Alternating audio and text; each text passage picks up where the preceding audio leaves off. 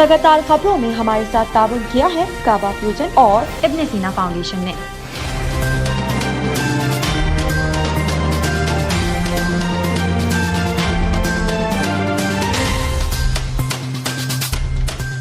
अस्सलामुअलैकुम नाज़रीन, OPTV global के साथ मैं हूं वजीहा अब्दुल कादिर। सबसे पहले शामिल करते हैं पाकिस्तान से कुछ आम खबरें।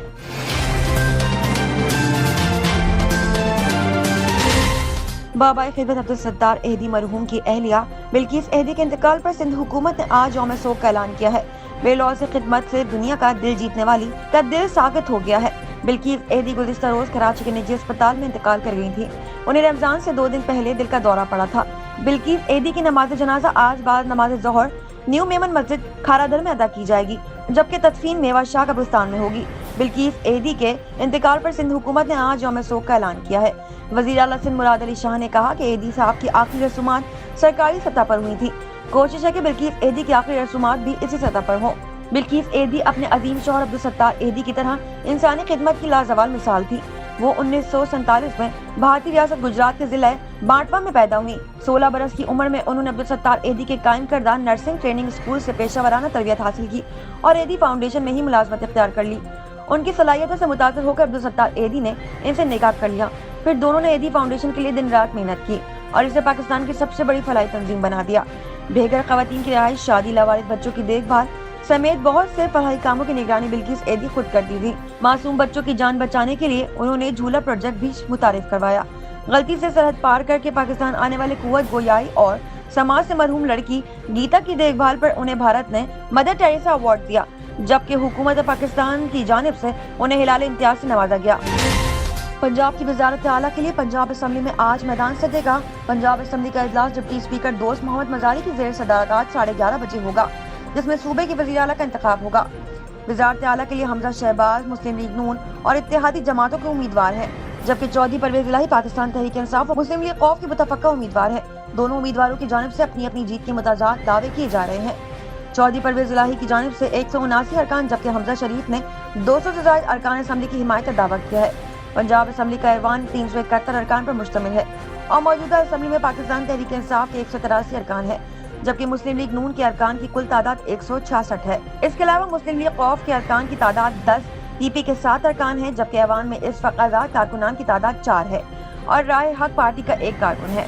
वज़ीर आला बनने के लिए कुल 186 वोट दरकार है। ज़राए के मुताबिक तहरीक इंसाफ के नाराज अरकान की तादाद 21 है, जबकि मुस्लिम लीग नून के 5 अरकान अपनी जमा से नाराज हैं। कौमी असम्बली का इजलास आज दोपहर 12 बजे होगा, जिसमें साबिक वज़ीर आला राजा परवेज अशरफ स्पीकर का हल्फ उठाएंगे। आज होने वाले कौमी असम्बली के इजलास में डिप्टी स्पीकर कासिम सूरी के खिलाफ तहरीक अदम एतमाद पर वोटिंग होगी। कासिम सूरी के खिलाफ तहरीक अदम एतमाद पर खुफिया वोटिंग होगी। याद रहे कि डिप्टी स्पीकर कासिम सूरी ने 9 अप्रैल को कौमी असम्बली का इजलास 16 अप्रैल तक मुलतवी किया था, लेकिन बाद में इजलास की तारीख बदलकर 22 अप्रैल कर दी गई थी। इसी दौरान डिप्टी स्पीकर ने पाकिस्तान तहरीक इंसाफ की मुनरिब 123 अरकान के इस्तीफे भी मंजूर कर लिए थे। वज़ीर आज़म शहबाज शरीफ ने तवज्जो दिलाने पर कौमी असम्बली सेक्रेटरीट ने इजलास आज मुकर्रर वक्त पर बुला लिया है, जिसका एजेंडा भी जारी कर दिया गया है। वज़ीर आज़म शहबाज शरीफ ने रावल चौक फ्लाई ओवर के दौरे के मौके पर इंतजामिया की जानिब से कालीन बिछाने पर बरहमी का इज़हार किया। वज़ीर आज़म शहबाज शरीफ ने आज सुबह रावल चौक का दौरा किया और फ्लाई ओवर पर तामीराती काम के जायजा लेते हुए मंसूबे को 1 सितम्बर तक मुकम्मल करने के अहकाम जारी कर दिए हैं। ज़राए का बताना है कि वज़ीर आज़म के रावल चौक फ्लाई ओवर के दौरे के दौरान ट्रैफिक को ना रोका गया। वज़ीर आज़म की जानिब से रावल चौक के दौरे के मौके पर इंतजामिया की जानिब से कालीन बिछाने पर बरहमी का इज़हार किया गया। शहबाज शरीफ ने इंतजामिया को हिदायत की कि आइंदा ऐसे गैर ज़रूरी अखराजात पर मुल्क को कौम का पैसा ना ज़ाया किया जाए। पेशावर मोड़ new Islamabad airport metro bus service आज से शुरू होगी। अब बस के जरिए 35 से 40 मिनट में पेशावर मोड़ से इस्लामाबाद के न्यू एयरपोर्ट तक पहुँचा जा सकेगा। इस्लामाबाद के शहरी इस मंसूबे से बेहद खुश हैं। ख्याल है कि ये मंसूबा नवाज शरीफ के दौर में 2017 में शुरू हुआ था, मगर अदम तवज्जुही के बायस अब तक मुकम्मल नहीं हो सका। ताहम अब शहबाज शरीफ की नई हुकूमत ने आते ही मेट्रो बस शुरू करने का ऐलान कर दिया है। सूबा सिंध के दारुल हुकूमत कराची में पाकिस्तान तहरीक इंसाफ के जलसे के लिए ट्रैफिक प्लान जारी कर दिया गया है। टाई कराटे ग्राउंड, चाइना ग्राउंड और निश्तर पार्क समेत मुताबिक मकामात पार्किंग के लिए मुख्तस कर दिए गए हैं। तफसीलात के मुताबिक शहर कायदे पाकिस्तान तहरीक इंसाफ के जलसे के लिए ट्रैफिक प्लान तैयार कर लिया गया है। ट्रैफिक पुलिस का कहना है कि जलसे में शरीक अफराद के लिए पार्किंग इंतजाम किए गए हैं। ट्रैफिक पुलिस का कहना है कि टाई कराटे ground, China ground, excise Chowrangi, Nishtar park, Mazar Quaid और VIP गेट पर पार्किंग इंतजाम किए गए हैं। अंदरूनी सिंध से आने वालों के लिए इस्लामिया कॉलेज के करीब पार्किंग एरिया मख्तस किया गया है। जिला वसी से आने वाले गुरु मंदिर के करीब, साउथ और कोरंगी से आने वाले खारादर करौनी में वेस्ट से आने वाले ताई कराटे ग्राउंड में और मलिर और ईस्ट से आने वाले सामिया कॉलेज के करीब गाड़ियां पार्क करेंगे। ट्रैफिक पुलिस का कहना है कि जमशेद रोड और टीन हट्टी से नुमाइश जाने वाली ट्रैफिक आगे नहीं जाएगी। जमशेद रोड से ट्रैफिक को जेल फ्लाईओवर की तरफ मोड़ा जाएगा। शाह कायदीन से ट्रैफिक को खालिद बिन वलीद रोड की तरफ मोड़ा जाएगा। इसी तरह यूनिवर्सिटी रोड से ट्रैफिक को शहीद मिलत रोड पर मोड़ा जाएगा, जबकि जेल चौरंगी से नुमाइश आने वाले ट्रैफिक को सोल्जर बाजार मोड़ा जाएगा। लीगल से न्यू एमेजिना रोड बंद रहेगी। ट्रैफिक पुलिस का कहना है कि सदर से यूनिवर्सिटी रोड जाने वाले चार फैसले इस्तेमाल कर सकेंगे। नाजमाबाद और तीन हट्टी से बसों को लसबेला से आगे जाने की इजाजत नहीं होगी। एमेजिना रोड से नुमाइश ट्रैफिक के सोल्जर बाजार की तरफ मोड़ा जाएगा। नजर डालते हैं आलमी मंजरनामे पर।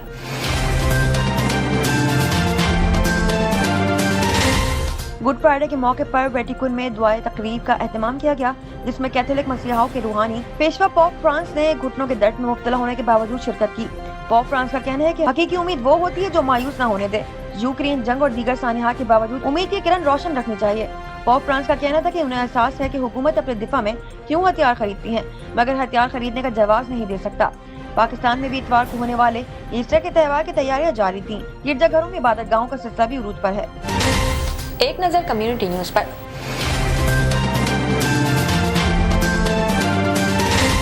यूक्रेन के शहर मारियोपोल के गवर्नर ने दावा किया है कि मारियोपोल सफाहसी से मिट चुका है। गवर्नर मारियोपोल का कहना है कि हमारी जानिब से मज़ामत जारी है, मगर शहर रूस के कब्जे में आ सकता है। दूसरी जानिब गैर मुल्की मीडिया का कहना है कि हम जंगी जहाज के बहरे अस्वद में गर्क होने पर रूस की यूक्रेन की दारुल हुकूमत कैफ पर बमबारी एक मरतबा फिर शुरू हो गई है। नजर डालते हैं तिजारती दुनिया की एक झलक पर।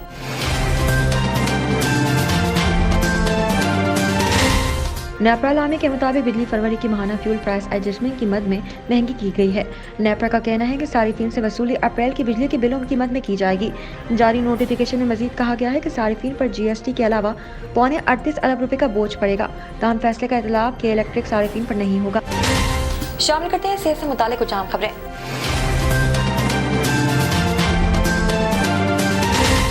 यही वजह है कि ब्लड प्रेशर की तरह जिगर की बीमारी को खामोश कातिल करार दिया जाता है। अमेरिकी जिगर फाउंडेशन के मुताबिक अमेरिका में ही 10 करोड़ अफराद इसके शिकार हैं, जिन्हें non alcoholic fatty liver disease कहा जाता है। लेकिन पाकिस्तान में भी इसकी शरह बहुत ज्यादा है। जिंदगी से वर्जिश का रुखसत होना है और मगन ग़िज़ाओं का कसरत से इस्तेमाल है। इन सब खतरात के बावजूद जिगर की चर्बी को कोई दवा दस्तयाब नहीं हो और बस एहतियात ही इसका वाहिद इलाज है। ताहम अब समंदर में कसरत से पाई जाने वाली सुर्ख अलजी में इसके इलाज की एक राह हमवार हुई है। इब्तदाई तजुर्बात में इसे बड़ा खजाना करार दिया गया है, जिसमें कैल्शियम और मैग्नीशियम की वाफिर मिकदार मौजूद है, जिसमें 72 कीमती मादनियात और दीगर अहम कीमती अज्जा भी मौजूद हैं। माहिरीन ने सुर्ख अलजी से एक सप्लीमेंट एकोमिन कशीद किया है, जो इब्तदाई तजुर्बात में फैटी लीवर डिजीज के खात्मे में अहम किरदार अदा कर सकता है। तजुर्बे के लिए 15 से 18 माह तक चूहों को चिकनाई भरी गिजाएं दी गई और इन्हें एकोमेन दी गई, तो इनमें जिगर के सरतान की शरह भी कम हुई। यानी चिकनाई भरी ग़िज़ा खाने वाले नर चूहों पर जब एकोमिन दी गई तो इनके जिगर फैटी लीवर से बहुत हद तक दूर रहे और जिगर की खराबी और सरतान की शरह भी कम थी। इससे अगले मरहले पर इसे इंसानों पर आजमाया जाएगा। किसी कामयाबी की सूरत में ये पूरी इंसानियत के लिए एक शानदार तोहफा साबित होगा। शामिल करते हैं शोबिज़ और एंटरटेनमेंट की दुनिया का अहवाल।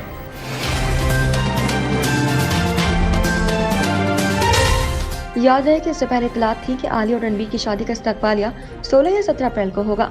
ताहम अब नीतू कपूर ने इस्तकबालिया ना होने की तस्दीक कर दी है।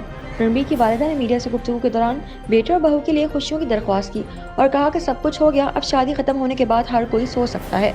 याद है कि आलिया भट्ट और रणबीर कपूर गुज़िश्ता रोज रिश्ता इज़्दिवाज में मुंसलिक हुए। बाद अज़ा खुद आलिया भट्ट ने अपनी शादी की चंद तस्वीर सोशल मीडिया पर पोस्ट की और एक खूबसूरत पैगाम भी शेयर किया।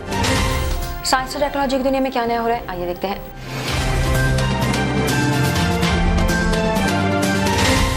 ट्विटर के चीफ एग्जीक्यूटिव पराग अग्रवाल ने एक ट्वीट में कहा कि एल्वन मस्क सबसे ज्यादा शेयर खरीदने के बाद माइक्रो ब्लॉगिंग वेबसाइट के बोर्ड ऑफ डायरेक्टर में शामिल होने जा रहे हैं। ताहम अब उन्होंने एक ट्वीट में बताया कि स्पेस एक्स के बानी ने ऐसा करने से इनकार कर दिया है। पराग अग्रवाल ने ट्वीट में ट्विटर टीम को की गई ईमेल का स्क्रीनशॉट पोस्ट किया, जिसमें लिखा गया कि 9 अप्रैल को ऑफिशियली एल्वन मस्क इनके बोर्ड का हिस्सा बने, लेकिन इसी दिन ही एल्वन ने टीम में शामिल होने से इनकार कर दिया। ईमेल में टीम में एल्वन मस्क की अदम शमूलियत की वजह नहीं बताएगी। ताहम लिखा गया कि मस्क इनके सबसे बड़े शेयर होल्डर हैं और वो हमेशा इनके इनपुट की कदर करेंगे। उन्होंने कहा कि हमारे मकासद और तरजीहात में कोई तब्दीली नहीं आई। जो फैसला हम करते हैं इस पर अमल दरामद भी करना होगा, सिर्फ हमारे हाथ में है, किसी और के नहीं। शामिल करते हैं खेलों के मैदान से कुछ आम खबरें।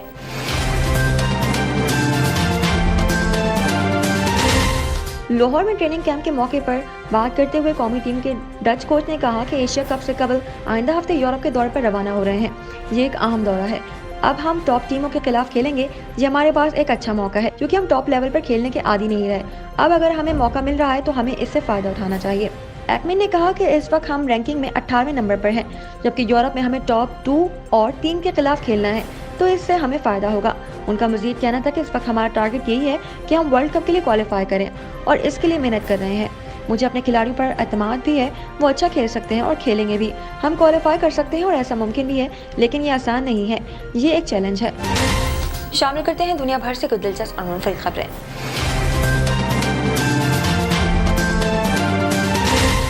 डगलस स्मिथ नामी इंग्लिश बागबान साबिक रिकॉर्ड तोड़ने में कामयाब हो गए हैं, जो कि एक दहाई से ज्यादा अरसे किसी के लिए भी तोड़ना एक इम्तिहान बन चुका था। स्मिथ का कहना है कि उन्होंने पिछले साल अपने ग्रीन हाउस में एक पौधे पर 849 टमाटर उगाए थे, जबकि अब वो अपने पौधे के एक ही तने पर 1259 टमाटर उगाकर रिकॉर्ड बनाने में कामयाब हो गए हैं।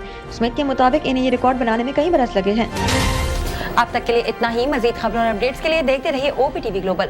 मजीद तफसीलात के लिए विजिट कीजिए हमारी वेबसाइट www.optvglobal.com। साथ ही साथ हमारे YouTube के चैनल को सब्सक्राइब करना हरगिज़ ना भूलिएगा।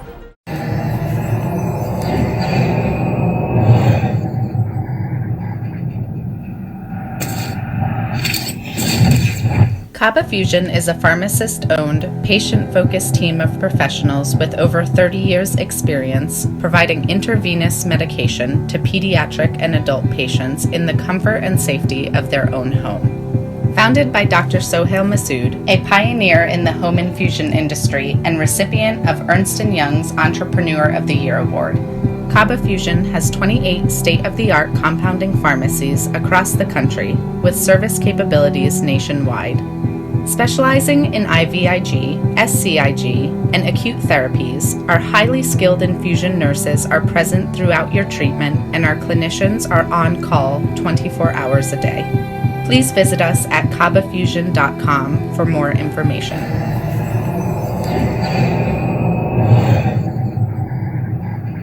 इब्न सीना कम्युनिटी क्लिनिक में medical, dental, mental health, vaccination और डायग्नोस्टिक सर्विसेज लो कॉस्ट में दस्तयाब हैं। बच्चों की सेहत और अमराज के लिए बनाया गया इंतहाई खूबसूरत क्लिनिक और दोस्ताना माहौल, जहां मेडिकल कंसल्टेशन सिर्फ $20 में, एनुअल चेकअप सिर्फ $90 में। यहाँ स्पेशलिस्ट जैसे कार्डियोलॉजिस्ट, साइकियाट्रिस्ट और काउंसलर भी अवेलेबल हैं। यहाँ इमिग्रेशन, फिजिकल और कोविड टेस्टिंग भी की जाती है। TV1 के स्पेशल डिस्काउंट से फायदा उठाइए। डेंटल पर $10 ऑफ और मेडिकल चेकअप पे $5 of. 11220 South Wilcrest Drive, Houston, Texas, 281-495-7462.